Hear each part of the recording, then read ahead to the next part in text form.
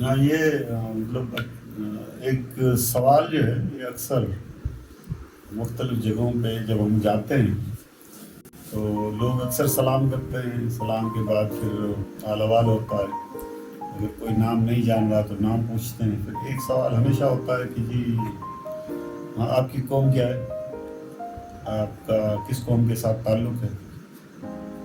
تو پھر مختلف جواب آ جاتے ہیں، کوئی کہتا ہے جی میں سندھی ہوں، کوئی کہتا ہے میں بلوچ ہوں، کوئی کہتا ہے میں پشتون ہوں. تو پھر بعض دفعہ جو ہے وہ کہتے ہیں کہ جی میں آرائی ہوں. کبھی جو ہے کوئی رئیسانی ہے، کوئی محسنی ہے، کوئی یوسف زئی ہے. یہ قوموں کے نام اس طریقے سے. تو اس پر بڑا غور کیا ہم نے کہ میری قومیت کیا ہے، میری قوم ہے کیا. اس میں ہمارے ایک تو گھر کی تربیت، اور دوسرا یہ کہ ہمارے جو تعلیمی ادارے ہیں ان کو بھی بڑا کردار ادا کرنا ہوگا. ہم سب کی جیب میں ہمیشہ کمپیوٹرائزڈ نیشنل آئیڈینٹی کارڈ ہوتا ہے. تو مجھ سے جب وہ پوچھتے ہیں کہ جی میں کہیں پہ اگر ورکشاپ میں جاتا ہوں پوچھتا ہوں کہ جی آپ کی قوم کیا ہے، تو پھر یا تو جو اسٹوڈنٹ ہیں یا پارٹیسپینٹس ہیں وہ یا تو قبیلے کا نام لے لیتے ہیں، یا پھر زبان کا نام لے لیتے ہیں، یا علاقے کا نام لے لیتے ہیں. تو بڑا یہ کنفیوژن ہو جاتی ہے کہ ہم کیا ایک قوم ہیں. تو ظاہر ہے مطلب سندھی، پنجابی یا بلوچی یا پشتو، یہ زبانیں یہ اصل میں لسانی گروہ ہیں، ان کو قومیت کا درجہ نہیں دیا جا سکتا. اب دوسرے نمبر پر اگر ہم کہیں کہ جی میں مسلم ہوں، یہ ہندو ہے، یہ کرسچن ہے، یہ جو ہے بدھسٹ ہے، تو یہ ریلیجیس ہیں، ریلیجیس تھاٹ رکھنے والے جو جس مذہب کا پیروکار ہے. تو یہ ادیان ہیں، یہ ہم کہہ سکتے ہیں کہ یہ ادیان ہیں، لوگ ان کو فالو کرتے ہیں. یہ مذہبی گروہ ہو سکتے ہیں. لہذا پھر اگر ہم آتے ہیں اس طرف تو کوئی یہ کہے کہ جی میں رئیسانی ہوں، کوئی یہ کہے کہ جی میں رنجا ہوں، کوئی یہ کہے کہ میں لاشاری ہوں. تو یہ قبائل ہیں.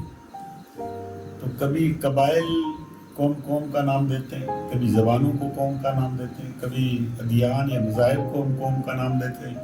کیا یہ ساری قومیں ہیں؟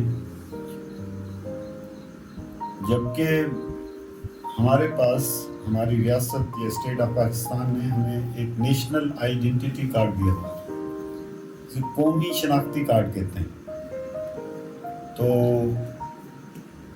ہم سب کی جو قومیت ہے، جو اس خطہ ارض کے اندر رہتے ہیں، وہ پاکستانی ہیں. تو میں یہ سمجھتا ہوں کہ ایک قوم کے لیے ایک جغرافیائی حدود ہوتی ہیں جن کو ہم سرحدیں کہتے ہیں. اس کا ایک آئین ہوتا ہے، ایک قانون ہوتا ہے جس کے تحت وہ زندگی گزار رہے ہوتے ہیں.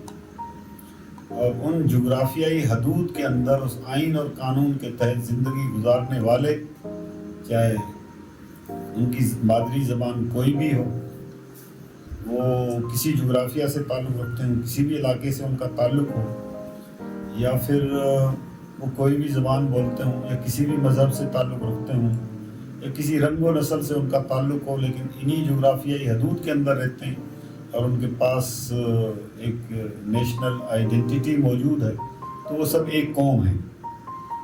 تو پھر اکثر یہ سوال کیا جاتا ہے کہ جی دو قومی نظریہ پڑھایا جاتا ہے ہمیں. اس میں جی کوئی شک نہیں.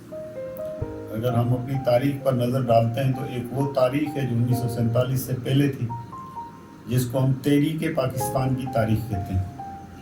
14 اگست 1947 کے بعد ظاہر ہے اس دنیا کے اس نقشے پر ایک آزاد مملکت کا قیام ہوا، اور جس کے پہلے گورنر جنرل، جسے ہم بانی پاکستان بھی کہتے ہیں، محمد علی جناح کی قیادت میں یہاں کے لوگوں نے ایک الگ مملکت حاصل کی، جسے ہم اسلامی جمہوریہ پاکستان کہتے ہیں. یہ ملک وجود میں آیا. تو 14 اگست 1947 کے بعد دراصل تعمیر پاکستان کی ایک تاریخ ہے. تو 14 اگست 1947 سے پہلے تحریک پاکستان کی ایک تاریخ ہے. تو آپ یہ کہہ سکتے ہیں کہ وہ تحریک پاکستان کی تاریخ کا ایک حصہ ضرور ہے جس کو ہم بطور تاریخ پڑھتے ہیں. تو کیا اس نقطۂ نظر کے حوالے سے اگر اسلام کے نام پہ اس کو بیان کیا جاتا ہے تو کہیں پر بھی ہمیں جو ایتھینٹک سورسز ہیں تو وہ کہیں پہ سپورٹ کرتے ہیں، تو کم از کم مجھ جیسے طالب علم کے ذہن میں کہیں پہ بھی یہ نہیں ہے. اس کو تاریخ کے حصے کے طور پر پڑھانا چاہیے.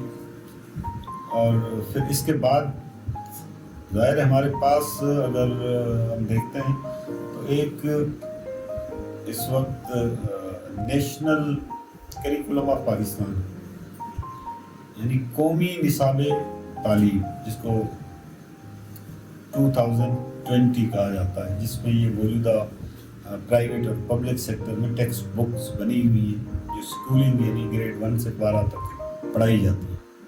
اس کے لیے ایک کریکولم ہے ہمارے پاس، ون نیشن ون جو ہے وہ کریکولم ہے کہ ایک قوم کے لیے ایک نصاب تعلیم. اس کو نیشنل کریکولم آف پاکستان 2020 کہتے ہیں. اس کے علاوہ میرے پاس اگر میں اپنے پاسپورٹ پر نظر ڈالتا ہوں تو وہاں پر میری نیشنلٹی لکھی ہوئی ہے اور بالکل واضح انداز میں لکھا ہوا ہے پاکستانی.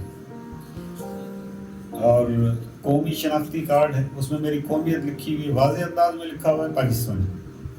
لیکن المیہ یہ ہے کہ ہمارا اس مملکت خداداد میں پبلک یا پرائیویٹ سیکٹر میں کہیں سے بھی تعلق ہو تو کبھی یہ زحمت گوارا نہیں کرتے کہ اپنی جیب سے نکال کر سوائے کوسٹ گارڈ والوں کے یا ایف سی کی کئی پہ چیک پوسٹ لگی ہوئی ہے وہاں پہ یا پر کہیں پر پولیس کا ناکہ لگا ہوا ہے وہاں پہ جیسے ہی انٹری ہوتی ہے اپنا فرض کفایہ ادا کرنے کے لیے کہتے ہیں کہ جی ہاں جی شناختی کارڈ دکھاؤ.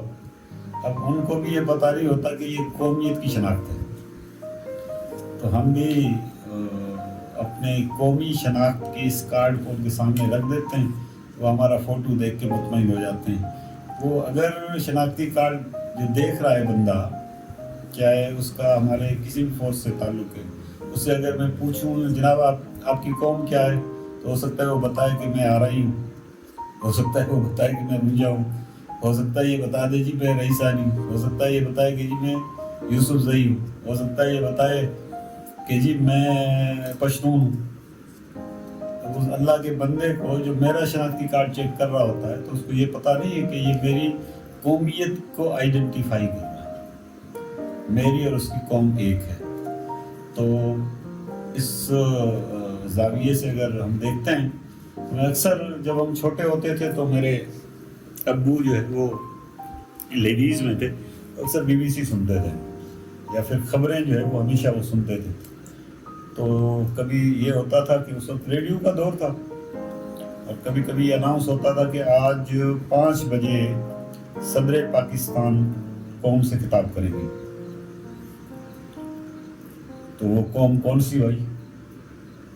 اگر ہم ایک قوم ہیں تو پھر تو اعلان یہ ہونا چاہیے، اگر زیادہ قومیں یہاں پر آباد ہیں تو یہ ہونا چاہیے کہ آج اس ملک کے صدر اقوام سے خطاب کریں گے. جبکہ یہ لفظ جب اقوام متحدہ میں کوئی کانفرنس ہو رہی ہو یا کسی ایشو پر مختلف ممالک کے سربراہان وہاں پر موجود ہیں تو وہاں پھر اناؤنس ہوتا تھا کہ آج صدر پاکستان اتنے بجے اقوام متحدہ کے پلیٹ فارم پر اقوام عالم سے مخاطب ہوں گے. اس کا مطلب ہے قوم یا اقوام جن کو ہم کہتے ہیں تو وہ ایک جغرافیائی حدود کے اندر رہنے والے افراد ہیں. ان کی زبانیں، ان کے مذاہب، ان کے مسالک، ان کا رنگ و نسل، ان کے قبائل، ان کی زبانیں، ان کے یہ سارے مختلف ہو سکتے ہیں لیکن ان سب کے مجموعے کا نام ایک قوم ہے.